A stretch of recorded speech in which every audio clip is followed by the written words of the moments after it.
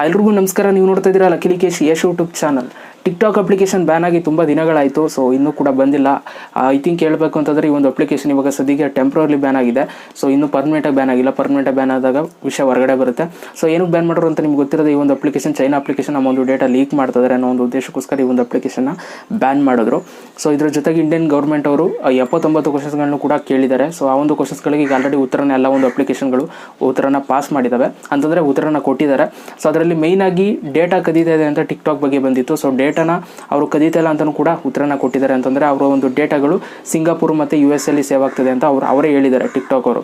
So ಇವಾಗ ಏನಂತಂದರೆ ಒಂದು ಬೆಳವಣಿಗೆ ಏನಪ್ಪ, ಒಂದು ಗುಡ್ ನ್ಯೂಸ್ ಏನಪ್ಪ ಅಂತಂದರೆ ಟಿಕ್ಟಾಕ್ ಅವರು ಇಂಡಿಯಾದಲ್ಲೇ ಡೇಟಾ ಸೆಂಟರ್ನ ಓಪನ್ ಮಾಡೋದಕ್ಕೆ ರೆಡಿ ಆಗಿದ್ದಾರಂತೆ. ಸೊ ಇದರಿಂದ ಏನಾಗುತ್ತೆ ಅಂತಂದರೆ ಇಂಡಿಯಾದ ಯೂಸರ್ಸ್ ಯಾರೆಲ್ಲ ಇದ್ದಾರೆ, ಟಿಕ್ಟಾಕ್ ಯೂಸರ್ಸ್, ಅವರ ಡೇಟಾಗಳು ಬರೀ ಇಂಡಿಯಾದಲ್ಲಿ ಮಾತ್ರ ಸೇವ್ ಆಗುತ್ತೆ.